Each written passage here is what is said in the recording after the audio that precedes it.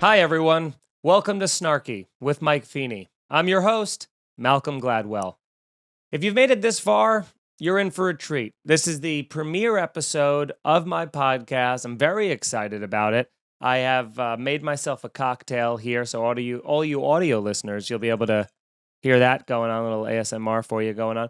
And what this podcast is going to be a lot of I mean, there's no other way to say it. It's complaining. I will be doing a lot of complaining. Sometimes I like to say the word rant because that sounds like a funny, artistic interpretation. It's complaining. It's just gonna be me saying stuff that I don't care for, and this is gonna eventually. If I do this for long enough, it'll turn into a get off my lawn podcast. But for now, it's gonna be like, isn't this weird that no one thinks like I do, kind of a thing. But it's going to be a great podcast. I'm excited about it. I don't do this alone. I'm doing it with my host and I was going to say host. You're not the host. You're the co-producer. You're the only producer. I was going to call you a co-producer. I've named your title wrong 6 times. You're the producer. And you're Nicole Lyons. Hi, Nicole. Hi, thanks for having me. I'm having a breakdown already, apparently. And I haven't drank. I haven't done anything yet. But this will be fun. This is like the first episode. It's kind of like the test buggy pilot. We might have already recorded a test episode, and now we decided to scrap it because maybe we got too drunk during it, and then it was just me talking even faster than now. So what I will have every day, every episode, is a cocktail. And for today, the first episode, I felt like, you know what? I wanted to keep it light. I wanted to keep it fun, light, and airy. It's a nice fall, crisp day outside. So I went with the Aperol Spritz, just a classic easy day drinking drink. I got myself some Prosecco, a little bit of Aperol, club soda, 3 ingredients. That's all you need. I made one for Nicole in a similar fishbowl style. So, we're going to see if the quality of the show takes a tremendous dip about halfway through, you'll know why. Or even better, if it goes in the other direction, you'll know that I'm best when I'm a little bit drunk, and maybe Nicole's best that way too. So, cheers to you guys, and thanks for watching. And let's start the show that's already started. Again, you guys can also send in things that you would like me to rant about, because I'm realizing very quickly that I won't have enough topics in a given week to rant about, complain about.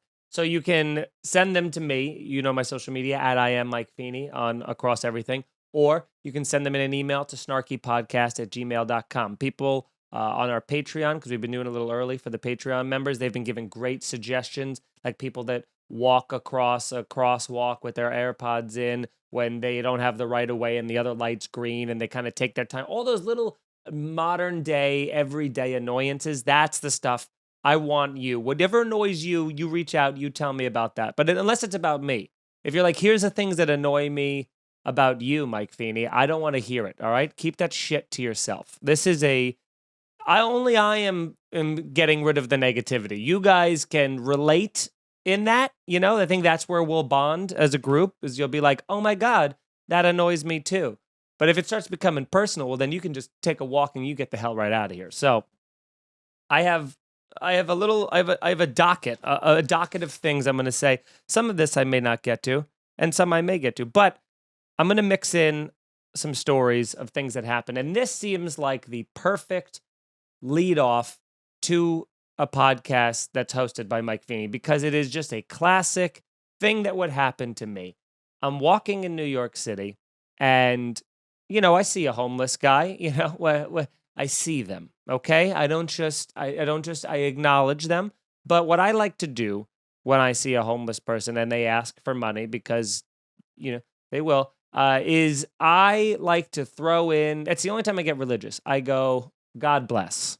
Because if you say God bless to a homeless person when they ask for money, there's really nothing they can say back to that, Like there's nothing, and a lot of times they'll reciprocate the God bless, which is nice. You always want a good, if I can catch a free God bless, I'll take it. Sometimes I'll sneeze in a public place, or I'll cough, I should say. I'll cough in a public place, and people will think it's a sneeze, and they'll say God bless, and I just take that blessing. I just kind of take it and personally store it for when I need a blessing, but I don't go and tell them, oh no, sorry, that was actually a cough. If you're one of those people, by the way, and you think someone sneezes, so you say, God bless you, and then you're a person who goes, no, it was actually just a cough, get out of here. Just get out. I mean, I don't have a fun way to say, we don't like you, okay? Like, this is one of those things when you had these kids that you thought were your friends in middle school, and then you ran up to them on the playground, and you're like, what are we doing today? And they go, we don't like you, Michael. And then you have to go make new friends. And that's the experience we've all had, correct? So that's, that was a story within a story. So I see the homeless guy, and the homeless guy asks for money, and I go, sorry, man, God bless. Perfect, right? He comes back with, cool, guess I'll just stay hungry then. Which, fuck you, okay? Here's the thing. You don't get to do that, all right? You don't get to guilt me. You're already guilting me by your very presence of being a homeless man and asking for money. I understand there's a level of pride that it took you to have to ask for money. There's shame. I'm aware. I feel shame seeing the humility that you have to ask me. I get it.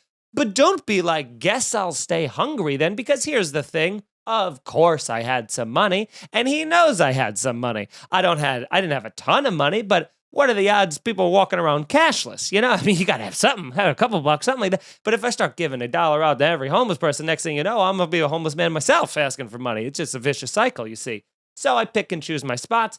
But a part of me wanted to be like, you know what? Here's a 50 and then light it on fire in front of them. How about that? How about I go get $50 worth of Chinese food, which I think is like the entire restaurant, and then come back and throw it on the ground? Is that a bad? I feel like that guy maybe wasn't homeless long enough. Maybe that was like his first day of being homeless. Do you ever think about that, Nicole? Do you ever think about somebody who's so new to homeless, like someone has to be their first, hey, can you spare $1? Like, there's always a passerby that has to be their first, what is the word? Like, beg? What's the word for that? I was thinking gig, but that also feels wrong. Yes. But I do think about that sometimes when I see people, like, performing on the train, what their first experience with that is like. Yeah, I mean, performing on the train, that's its own separate nightmare, and one that I don't, I mean, again, going off that, there was, in New York City, very popular thing is like the Showtime, which is, it'll be like a group of teenagers, and they'll be like, Showtime, Showtime, Showtime, and they just distract the whole cart, and they'll all kind of take turns breakdancing. And the one that I saw was a guy who, the first guy came in and was, doing a little breakdancing and made his knees buckle and all that other stuff. And by the way, they're doing this on a moving subway. So it's impressive, okay? The next person grabs the poles and does like a backflip on it without kicking anybody in the face, which is always awesome. Another person's like holding upside down on the pole. They're all doing, and then the last guy, the headliner of, if you will, of this, comes out and he takes his hat and he flips it in the air and catches it on his head and was like, meh? Like, as if to be like, that's it. The piece de resistance. This is it. Nothing gets better than that, right? And that's where you wanted to go, hey, man, I get what you bring to the table. You got to go first. You're not a headliner yet. The hat trick is not that much of one. Like, I think if I threw my hat up in the air 3 times, I could make it land on my head at least twice, okay? And I couldn't do a backflip on a moving subway over a pole. That should be the headline, But then I could tell it was like, when you could just see rift with a group of people? I could tell that guy probably was a little insecure about his thing and was like, hey, can I try closing out the show once or twice? And everyone's like, just give it to him, man. He needs this. And they're like, all right, yeah, go ahead and do it. And then once he ended, like, not everybody they were like, whatever. They got off the subway pissed, and you could tell right afterwards was a business meeting of like, never again. We're never doing the hat thing again. Last, you start. That's how you get everyone's attention, and then the big boys come to play. So, thank you for reminding me of that, Nicole. But yeah, what a crazy thing about that homeless guy, though. Am I wrong? I mean, am I an asshole for being offended that he was an asshole? No, I mean, I feel like at that point you can't be picky about that. I think you're completely in the right. Yeah, begging is a game of numbers. That's all that is. You have to ask 100 people to probably make $5, and that's, not bad if you're just laying on the ground being like, hey, by the way, you got a buck, you got a buck, you got a buck. That doesn't take much to say. But I feel like if I was homeless, I'd be a good homeless guy, What's your ideal technique that you have cooking up? Well, you got to go. Ironically, and I'm going to sound, and throughout this whole podcast, however many episodes this go, I will regularly contradict myself and make myself look like an asshole within the same episode. So what I was just about to say was, you got to go the guilt route, which I'm realizing now is exactly what I'm mad at. But I don't mean guilt in like a sarcastic guilting of passerbys. I mean in like a sob story sort of a thing. And you can't make the sign too long. They always have the sign, I was in Vietnam, and then the helicopters and Charlie, and it all happened. Just got to be like, family's dead, everyone's dead, help. Just a quick beg is, 7 words or less. That's it. Family's dead, everyone's dead, help. How about that? Or even like, dog died,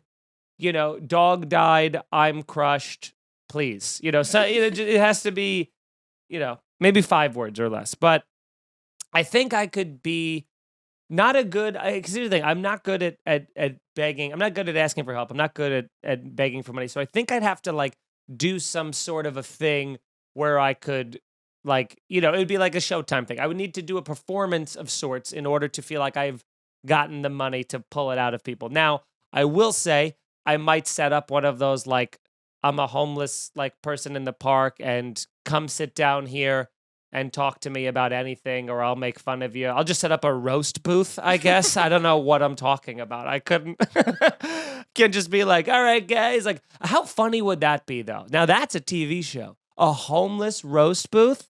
You don't roast the homeless. That would be cruel. The homeless roast us. I mean, well, that's better than that other show they're coming out with, The Activist, which I talk about on next episode, maybe. Who knows? But, I mean, that would be that's a $1 million idea. Pay the homeless to make fun of the wealthy, or even just the haves, and they could be that's what we'll call it. We'll have the haves and the have-nots, or something like that, or like the haves get roasted. Some dumb, we'll figure out the YouTube thumbnail later, but it'll be catchy, obviously. And then just have because what's the homeless guy gonna do? He's gonna rip apart everything about them, and what can you do? Nothing. It's doing the Eminem Papa Doc 8 Mile thing of like, yeah, I'm homeless. I got nothing to lose. What do you have to say about those bangs, Patricia? Like, oh my God, would that shatter me as a person? If I sat down with a homeless guy and he just picked apart everything that I pretend to be, that's $1 million idea. We're cooking. I might stop the podcast and go start producing that show. Call up Viacom. Get them on the line. That's it. That's what we'll do. I found something else I'll do during the show is I'll let you guys know things, little tricks that you can do to piss people off throughout your life, in a day-to-day life. I think that's a fun thing that I'm very good at, that I can offer as advice to people. Because some people are like, I want to fuck with my friends, but I just don't know how, Mike. I'm just not the creative savant that you are. And it's fine if you are, but I would recommend this. And here's a trick. And don't tweet at him this, and don't message him this, because I'm still currently doing this to him. And he doesn't know, and I don't want him to know. But I prank Bobby Kelly, and not in like I don't prank him, but it's just a fun thing, because I'm not filming it. It's not being released anywhere. It's just for me, which is, if you want to piss somebody off, especially if they're a very, very busy person and a father, like Robert Kelly, the comedian, is, when I call him, when he picks up the phone, no matter what time of day it is, the later the better. If it's like anytime after, if it's PM, anytime in the PM time, I'll call him at 2 p.m., right? He'll answer the phone. And every once in a while, he'll be like, hey, what's going on, buddy? I'll just immediately go, hey, what's going on? You sleeping? And just saying, are you sleeping? Makes him so mad. I mean, it makes him so furious. He's like, no, I'm not fucking sleeping. What are you, fucking guy? I have a kid. I've been up since 8 a.m. I'm fucking running around and doing this. And it just tilts it. And I'm like, anyway, sorry. What's going on? And then you just change the subject. Next time you want to talk to one of your parents or someone that you know, the busiest person you know, call them at 12:30 p.m. And when they answer, go, hey, what's going on? You sleeping? And watch what happens. Watch what happens live with Andy Cohen, because it is the most fun and that's what I really love. As much as I like pranks and fucking with people, the jokes that are just for me are my favorite things in the world. I've been doing that to Bobby, I think, for like 3 years. And it is just, I don't do it every phone call because he would catch on. But like, a few times a year, I'll throw one of those in. And each time he reacts in vitriol and anger. And it makes me so happy. So do that. You sleeping? Isn't that a good prank, Nicole? You know what's crazy is he does that to me. Like, he has called me. I would say 75% of the times he calls me, he opens with, are you sleeping? No way. Is he doing my thing? I swear to God. He's doing my thing. It's crazy. And you know what? I get mad too. Of course you get mad. It mad. really pisses me off. It's such a condescending thing to say, to be like, are you sleeping? Because I'm awake and my day is going on right now. What's going on? But that's so funny that he's using the sleeping thing now. He must have caught on to it. Oh, that's so great. That's so funny. He's taking your material. But he does call early. He'll call me at like 8 a.m. sometimes. Yeah, he calls it at random times for sure. But I have gotten that at times where I feel like you're saying, like 12:30 should not be sleeping. Now, this next thing I want to talk about, I need to, before I even get into it, I need to preface this with a promise from Nicole. Okay, so Nicole, when I get into the thing that I'm about to get into, you got to promise that after hearing this, you don't change anything. You just keep doing what you're doing now. Agreed? What do you mean? With my performance so far? No. It has nothing to do with your performance here today. It has nothing to do with it. It's something that might be a part of your life that I don't want you to change. And you might want to change it after this, but you have to promise to not change it. Is this about my personality? No, God. What kind of a monster do you think I am? Well, you're cornering me in this little room. I was like, maybe he's about to like roast me or something. No. I'm not going to. It's nothing about physical appearance or your emotional project. It's nothing. It's none of these things. My mental health. It's nothing about you'll see. But I promise. Perfect. Thank you. Now, people that have read receipts on. I don't know why they do it. We'll get to why Nicole does it after this. But I gotta say, any person that has read receipts on, number one, I assume it's a mistake, because surely no human would want me to know when they're reading something, because it gives me all the power in the text message relationship.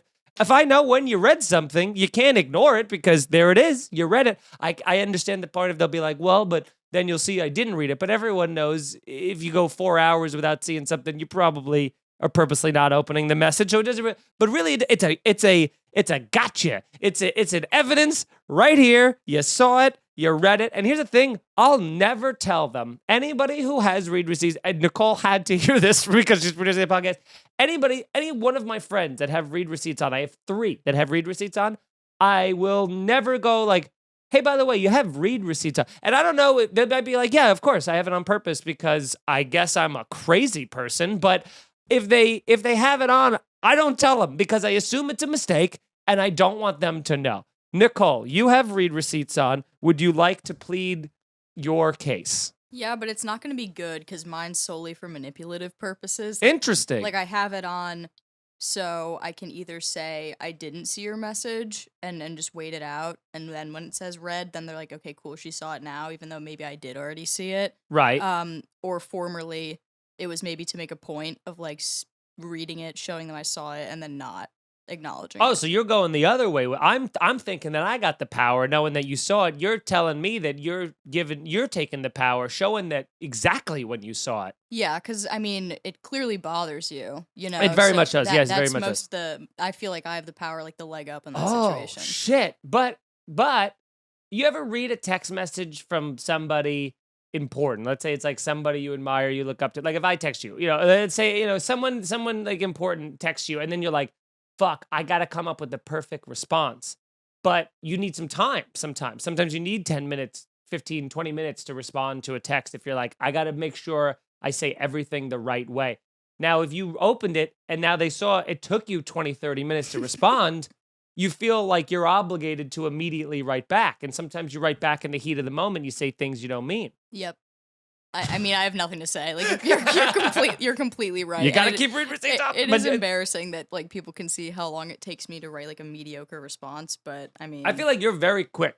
Like you read it and then you're already typing back. So, but maybe that's just because, we haven't been in a fight yet. But it's coming.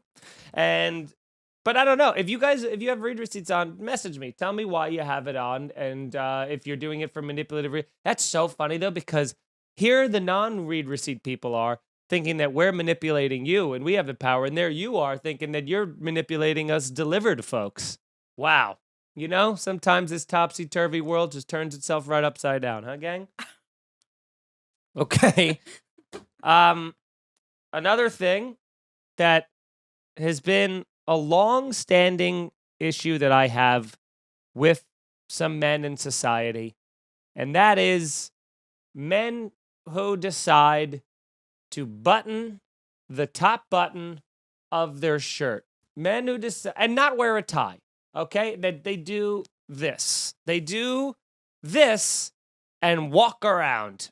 And we've decided as a society that it's one or the other. It's button up, put on a tie, or pop it open and live your life. But this right here just is like, if you walk around like this, all I see is, hey, are you David Lynch? Did you direct Mulholland Drive? Is that why you're dressed like this? Are you a Britpop singer? Are you Franz Ferdinand, perhaps? Is that what you are? Is that why you're dressed like this and you're going to do? Because if not, go ahead and pop it open, all right? And some people will be like, no, you don't understand. That's the style. I've never seen somebody I respect with the top button buttoned. I'll just say that. I've never seen The Rock with the top button buttoned. I've never seen Brad Pitt with the top button buttoned. I've never seen Leonardo DiCaprio with the top button buttoned.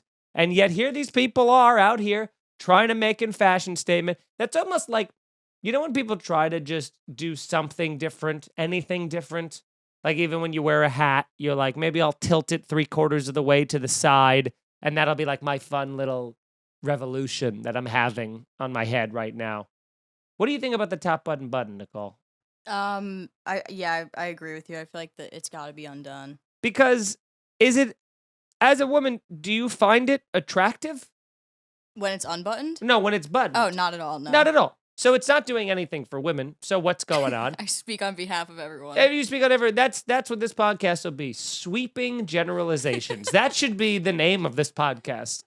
Snarky sweeping generalizations. Now, I hate it, and I want it to stop, and I want there to be a physical repercussion if someone in public has it and it's not I think you give them a warning, like, hey, by the way, you know the rules, like you got to pop that up. And they're like, no, man, this is like how I wear my shirts. And we go, okay, cool. Then you know the deal, crowbar to the knee. And then you just walk away. You take your crowbar out, you whack it right to their knee, just on the side of the knee, just once, but as hard as you can. And then you drop the crowbar so it makes that loud dangly sound. It's also fun to drop a crowbar on the person in front of the person you just assaulted, because you can walk away knowing that their leg is in pieces. So there's just no way they could even get retribution or some sort of revenge on you because they can't run toward you. So you can leave the object there and just kind of set your hands. And then while they're holding their knee, screaming and rocking in pain, you walk up to them and you quickly just slide your two fingers in here and you go, and then you go, and then you go.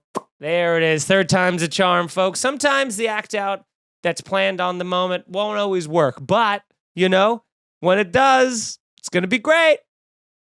It's going to be great. I hate the top buttoned.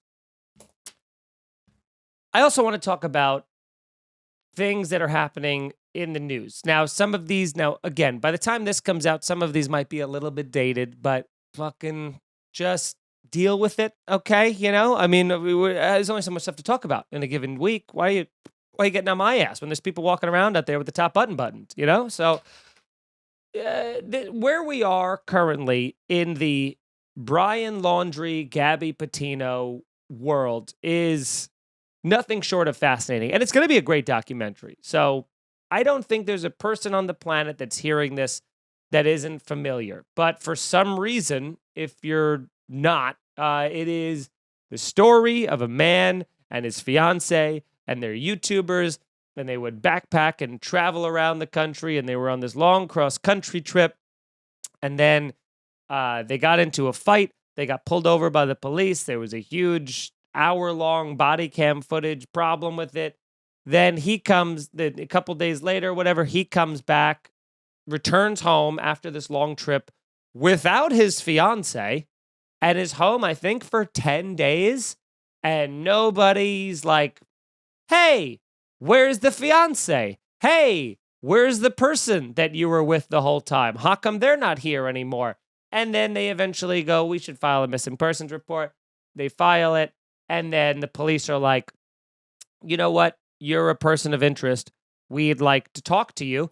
And then he runs away. And now people are going, well, we don't know. We don't know if he did it, but we do think he's a person of interest. Yeah. I mean, sure he is. I mean, he's the only person of interest is what should be, because if your fiance disappears and you come home from a trip alone and then they go to ask you a question and you run into the swamps and hide, if you're running into the Everglades to evade police, they're not even arresting you. They just have questions like, where's your fiance? Then you've clearly killed her. Now, that's not a big revelation, I don't think. I don't think that's a giant conclusion to jump to. I don't even think that's a particularly newsworthy thing to say. But what is bothering me is that the parents told the police, you know, apparently they're kind of helping the son. They're aiding and abetting the son. They kind of withheld information. They waited a long time to talk to the police. They've kind of been a little sketch, and people are mad at the parents. And to those people, I would say, what's wrong with you? Of course, if I don't have a kid, but of course I would aid and abet my child if he potentially murdered someone. He's my kid, you know? Why would people like, I can't believe these parents, they are so guilty. It's like, anyone who says they wouldn't do it is a bad parent, I think. That's the true, if you wouldn't help aid and abet your child on suspicion of murder, you're a terrible parent. Not even whatever you did to raise them to become a murderer. It's your fault for not helping them escape it. I don't have a kid. I have a dog. And if my dog murdered someone and the cops came and they were like, where's Jeet the dog? I'd go, he fled to Canada. And then when they started going to Canada, I'd take Jeet out of the closet I had him hiding in and I'd go to Mexico. And then I'd slap him on the ass with a $500 bill under his leash and he'd get all the way down to Mexico. Is there a $500 bill? I don't think so, but he'll have it because I want him to be good because I'm a good parent, you know? Nicole, would you not defend your kid and hide them? I don't know, man. I feel like I'd have to say yes, especially if it were Jeet. I would protect him. Everybody's gonna protect Jeet. I mean, come on. I mean, he's you know, he's the best. But I would, you know, again, you're like, it depends. Obviously, again, sweeping generalizations. But I mean, if my kid raped 46 people, you know, if he really Cosby'd a bunch of women, then it's like, you know what? I'll take a mulligan on this kid. My bad. Go ahead and get him. I'll try it again. But you can't, if it's one measly murder. I mean, come on. What are we doing here? All right, that'll get me in trouble. Some of these, I also am. We're gonna record another episode, and I'm just realizing now, Nicole, the problem that will be me this second episode when we have another drink. All right, gotta stop chewing ice into the mic. Can't do it. What do we got next here? This is something that I will never let this show be. And that is a podcast that does it in seasons. I don't know what asshole came up with that idea of like, let's release your podcast in seasons. And my question to them would be, are you a TV show? Are you the Simpsons? Are you Game of Thrones? You're not. Oh, okay. And I can't find your podcast on Apple TV or Amazon Prime or Hulu or any of the Netflix, any of the, no? Well, then go ahead and stop calling them seasons. It's just your episode. This thing comes out when it comes out. It just is it. I don't like the seasons aspect of it. I don't know why they tried to add value and importance to it. I don't think anybody listening will care about this besides me, but that might also be what this show slowly becomes, is things that bother just Mike and Mike alone. And that's why there's a camera here, and that's why I yell into it for an hour a week. It's to figure out what things we can have commonality on that we hate together and what things Mike needs to keep inside. And so with the podcasts, do you listen to any podcasts that are in seasons, Nicole? I don't think so, but only if I did, it's purely like contract based. Oh. Like that's like the reason why some of them do it and will actually like say that on the air. Well, now here's the thing. I'm not one of these big Hollywood types, that knows about podcast contracts and renewing for season 2, which of course, now that you're saying that, makes me feel quite a fool, because that's the only reason that someone would be doing podcasts in seasons. But you know what? It isn't, because I know, you know what? This is just about one person. I know a particular stand-up comedian who's just okay, and they do their podcast in seasons, and I know for a fact they record it in their living room. And so, fuck that person. How about that? That's the name of that segment. Fuck that one person, and everybody else makes total sense why you do it in seasons. Oh, God damn it. Oh, this is going to unravel quick. That's a great segment, though. Can we keep that going moving forward? Yes, fuck that person. Absolutely. And also, let's do an opposite to that, which is leave that person alone. That's another segment I want to do, which is a segment of me defending someone who I think people need to leave alone. And this week, now that we're just talking about it off the top of my head, is going to be Fred Durst. Leave that man alone. Leave Fred Durst alone. What has he done besides provide joy for a lot of people? Okay? I've said this so many times. We talked about this on Here's a Scenario. Please listen to that. Available everywhere. Fred Durst, Limp Bizkit in general, they never took themselves seriously. Yes, they were like a rap rock group, new metal, whatever the hell you want to call them, early 2000s. And frankly, their first 2 albums are great. And I will defend them, those first 2 albums, to the death. Third album, good. Everything after that, I don't associate with. But great, okay? First 2 albums, great. You never heard anything like that. It's crunchy. It's like, it embodies that Florida fucking house party keg on the back of a pickup truck. Let's get drunk. Let's maybe fucking start fighting and have fun and be silly.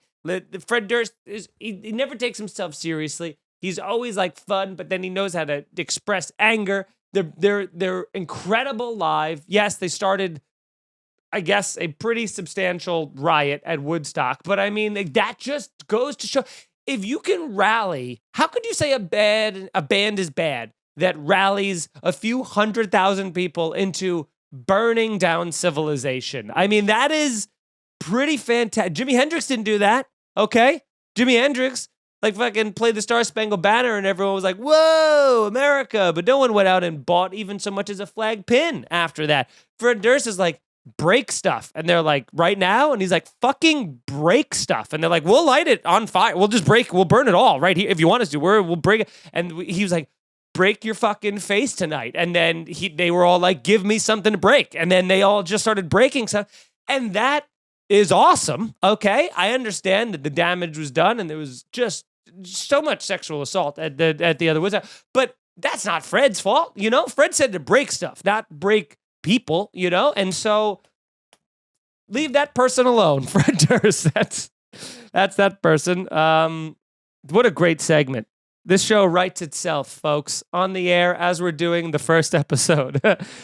And please, again, as a reminder, leave a 5-star review. Follow us across social media. And it's probably just going to be on, I'm probably not going to make social media things for it, but just, follow me and, tell some friends about Snarky. And obviously listen to Here's a Scenario as well. We have a Patreon, patreon.com/scenario-pod. You can go and join on that for as little as $5 a month, and you get these episodes early. Not only that, but I ask our Patreon members questions that I will specifically answer, and just do a private, extra, probably 15 to 20 minutes of just stuff like that for the Patreon. So if you're enjoying this, you'll love that. Not to mention all the hundreds of hours of content we put on Here's the Scenario's Patreon. It's crazy. I mean, it's like there's no 3 comedians doing more for less than us. So just get on there and again, and tell some friends about this. And please submit things to me that you want me to rant about, things that you think might make me angry, even if they don't make you angry. Or if you have an idea for now, what is the new greatest segment I've ever heard? Fuck that person and then leave that person alone.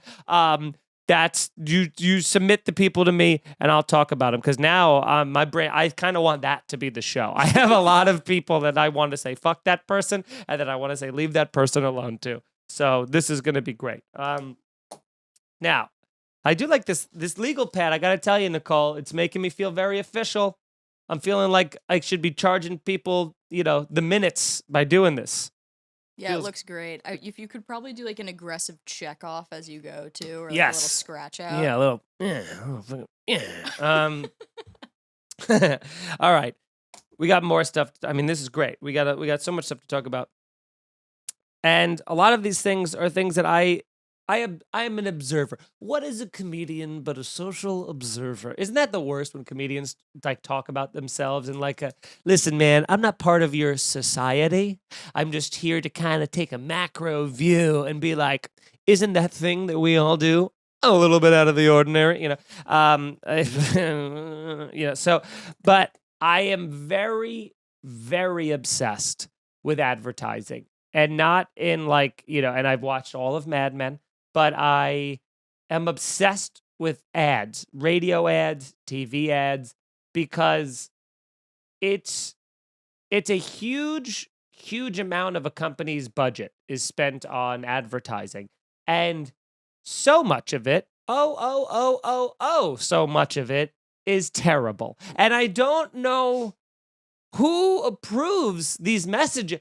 Sometimes you'll see a commercial for a local TV ad for a lawyer. There's one that plays of a lawyer who's, I don't know what his previous life was, a bouncer perhaps, or a boxer, but he's a gray-haired guy who's an Italian who's in a boxing ring, and he's like, I'll fight for you. And he's taking swing. He's 50 and out of shape. He's I'll give the competition, a 1-2 right here, and it's so bad. And you're this is obviously this man's dream, was to be put me in a boxing ring, give me my Rocky moment. But who let that happen? That they were hey, does he have no one in his life that's you can't, this isn't a good idea. You're going to look very, very foolish, There's a commercial that I want to talk about that I'll have to, I guess, get a clip before I ever talk about it. But there's these drug commercials that they're just the word. They're so fun.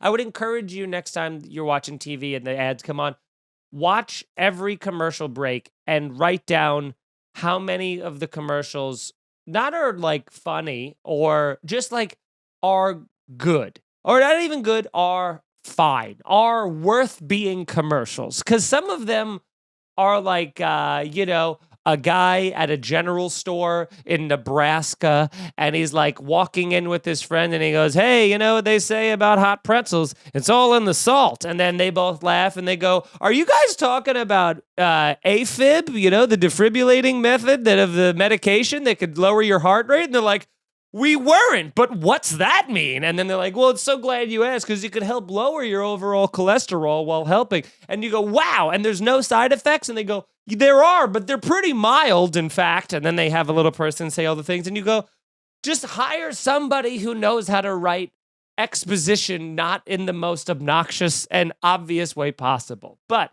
all of this to say, there are sometimes good ones that I'm like, this is good because here I am talking about it. But it's a bold approach. But I kind of fucking like it. And that is Impossible Burgers. They are the meatless burgers. And they've been trying, you know, for a while. They started out very, I think, smart. Because they marketed to their audience. Which is, you know, the vegans, the vegetarians. Like, hey, look at us. We're meatless. But we kind of look like a burger, right? I bet you miss burgers. Because we all know, even though you're a vegan or a vegetarian and you may not support the slaughter of animals, you know you fucking miss that taste. You know you fucking miss how good a goddamn burger is. So we made this concoction that kind of looks, and if you put enough cheese and lettuce and tomato and condiments and buns and you deep fry everything, you almost wouldn't tell instantly that it's not a burger. So we came up with these Impossible Burgers. And then that, you know, probably grew as large as it could grow. In terms of their popularity. So now they had to start converting us as meat eaters. And the way they tried to do it was like, give it a shot, you know, like you'd be surprised. And we were all like, we would be surprised because that's like beet juice, fuck off. You know, like everyone was like, it's a hard pass on the Impossible Burgers. Thank you very much. And then they just went for broke. And their new campaign that I saw was a billboard when I was driving, and it was an Impossible Burger, and it looked really delicious. You know, they had the lettuce and all the condiments on it and stuff. And they said, "We're not chicken, are you?" And it's like, okay. Okay, Impossible Burger, I see you. You're going to nag me into going vegetarian? What a fun, are you a homeless guy asking me for money and then being like, cool, I'll just stay hungry then? Is that your marketing slogan? Is that who wrote it? Because who wrote that copy? Because that, to me, is kind of a cool approach because a little part of me has a thing where I'm like, no, I'm not fucking chicken and I'll fucking eat it and I'll fucking show you that it tastes like shit. And then I'll probably try it and love it and then I'll be hooked on it for the rest of my life.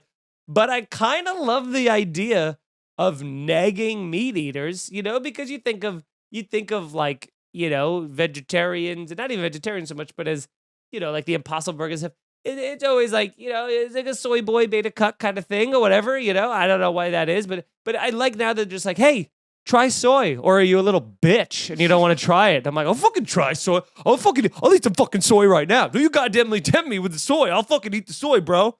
Don't fucking come at me with your fucking bullshit. I don't know. I feel like it's a good slogan. All right. Aperol Spritz is working. Ooh. I've never heard you speak like that. It was really crazy. What? Just like full jock bro. Yeah, full jock bro? Come on, bro. I only called people bro. Growing up in Long Island, it took me a long time to break out of the bro habit. I was full bro. Eventually, I met enough Canadians in my life that now I started calling people buddy and man a lot. But bro was my, come on, bro. That was my fucking, I always would call people that. I even would go with, I got into a lot of like not jam bands, but like surf beach bands and stuff. So I would say bruh a lot of times, but then, or even I would say a brother was a big thing too. But I never meant it in like the like BROTHA, like, what's up, my brother? Like a white guy trying to be Malibu's most wanted. It was never like that. It was like a surfing kind of like Hawaiian brother kind of a thing like that, which I'm not saying is better. Arguably much, much worse. But it is funny because I had typed on it's so funny that you said that.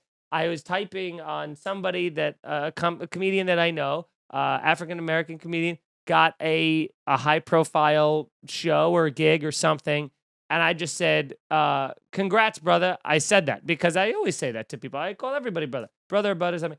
And then one of my other friends that I was talking to was like, "Brother." Yikes, dude! You're calling a black guy brother? And I'm like, no, I don't mean it like that. I'm just saying, I'm like, it's my brother. What are you talking about? If anything, I'm pulling him close. He's familial, you know. That's what it is. Don't make me feel bad about it. Now I gotta be like, hey, buddy, congrats, man. I gotta fucking do these goddamn stupid platonic brevities because you guys won't let me get close to anybody. This is your fault. Fuck that person that said that to me. All right. Okay. Did a comedy show, and this woman, you know, I'll talk to people in the crowd sometimes, especially a long set. It's fun to get to know some people. A lot of magic happens in those moments. And I'm talking to this woman, and she says she's a teacher, and it gets an ovation, the likes of which I hadn't got yet throughout my set, which already is like maddening, but whatever, you know, I get it. And so she says she's a teacher. And so I only have one follow-up question, which is a very good bouncing off point, I think, which is, what grade do you teach? Because that's important, you know, and I know how to gauge how much I should respect you based on what you do. If you say, I am a special needs teacher for high school students who are trying to graduate and go on to college, I'm like, that must be incredibly challenging. You're a very giving person. That's very commendable and good for you, you know? Even if you're a high school teacher in general, high schoolers, I mean, you find me a 14 to 18-year-old that you don't want to mow over with a car. Just find me one that isn't so annoying or self-absorbed or sophomoric in their life, or annoying, or dismissive of you, that you don't just want to fucking Hyundai Sonata over their legs and just be like, now this is the rest of your life, you know? And I'm not advocating for killing children, but I'm just saying, if all things being equal, you'd hit them. You know, you'd hit them like a speed bump and you wouldn't look back. But meanwhile, I asked this woman what she teaches, and she says, pre-K. Pre-K. So, you know, not a teacher.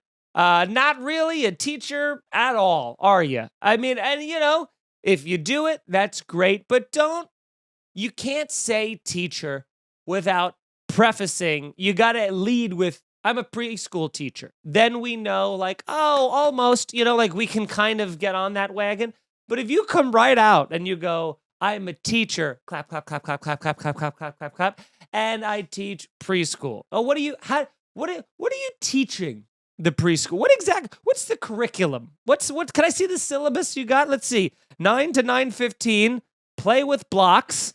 9:15 to 9:30, ask them to put away the blocks. 9:35, give up and put the blocks away yourselves because they're children and they don't listen. So if your job can be done by a child's gate, you know, if your job is just kind of wrangling them and you can just kind of have that Rugrats playpen that you can kind of just put them in and just let them go to town and do whatever the kids do, I don't feel like teacher is the word. Babysitter is great. And also a hard job. And I'm not even saying being a preschool teacher is an easy job. I'm just saying you're not a teacher. You know, like you're a high level babysitter. Maybe the highest level you could be because you're teaching in the academia of the world, but you're not teaching anything.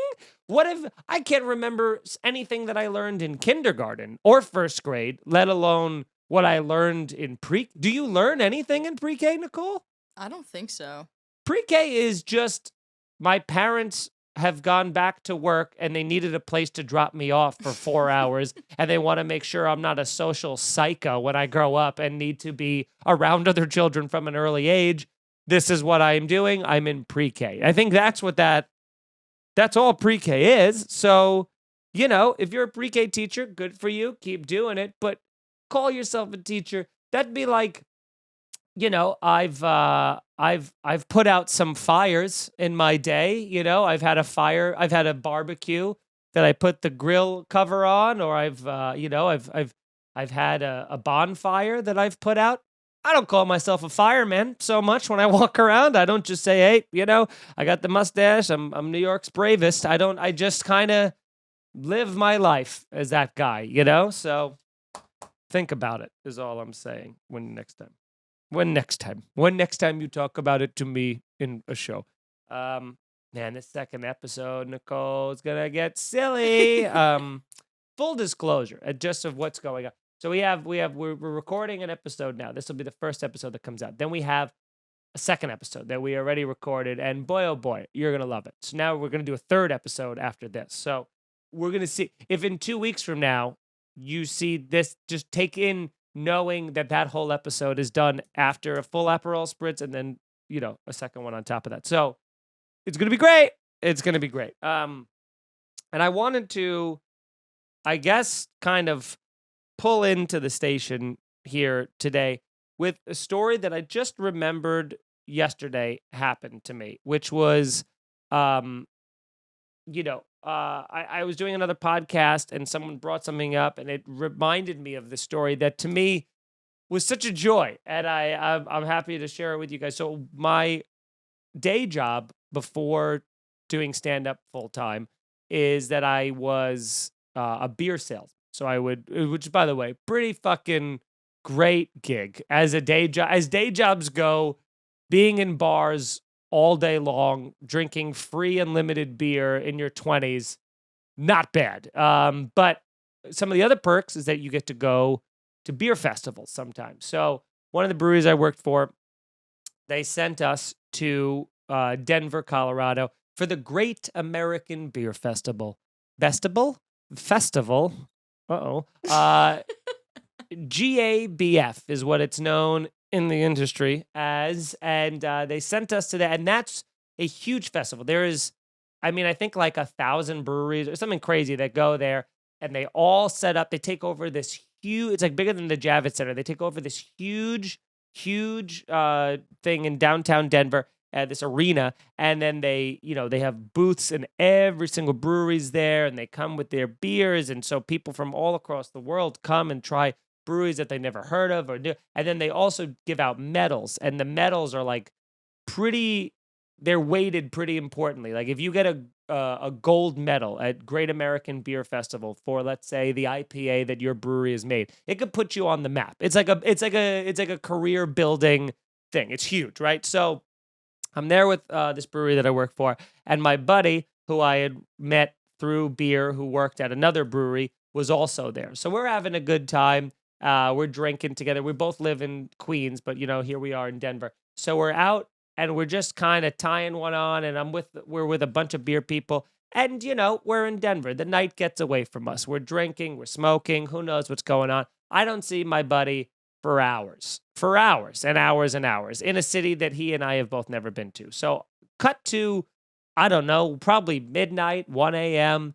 I'm out on like the patio section of this bar, a bunch of people smoking cigarettes or whatever. I'm just out there chilling. And down the street walks a group of people. I'm talking like maybe 20 people. All walk kind of like a school, like a little sea of fish walking down the sidewalk together, all in their early 20s, all like hammered, okay? But they are walking with a purpose, so they're going somewhere. And as they walk by, I see my buddy Tim, who I, know and live in Queens with, who's just in this school of fish of people with his hands in his pockets. He's not talking to anybody, but he's in the group. He's just in the circle. And I'm looking and I go, I don't know any of these people. And I don't think he knows any of those people. So I look at it and I go, Tim?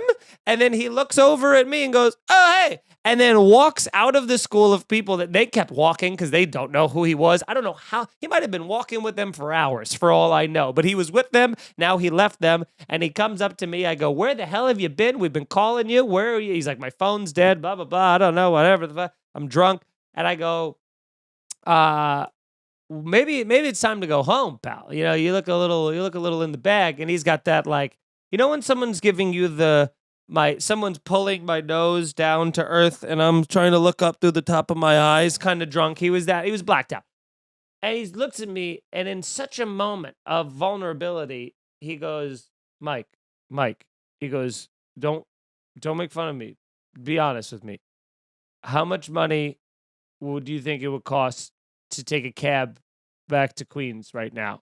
And I go, well, Tim, we are in Denver, Colorado, so like $5,000 probably is what I would. It's gonna be a lot. And I said $5,000, and I swear to God, his reaction was, whew, that's a ripoff. And then walked away again. And he just walked away. I don't know where was he going to walk back to Queens? I don't know. But his whole plan was to get into a cab and be like, take me to Queens. And then just wake up in the morning when they're, driving through Cleveland, I guess it would be. But I stopped him from getting in a cab. But my man was getting a cab back to Queens level drunk. And that's a level of drunk I've never been at, where I'm halfway across the country. But I do know that feeling when you're that drunk and you're like, and you're in another city, in a foreign city, and you don't know where your hotel is, your phone doesn't work, and you're just like, I would pay so much money to be in my own bed tonight. I'll do anything except pay $5,000 for an Uber. But if I had that money, it would be fucking worth it. Nicole, have you ever been that drunk? That I tried to Uber back to Brooklyn from a different state? Yes. I don't think so.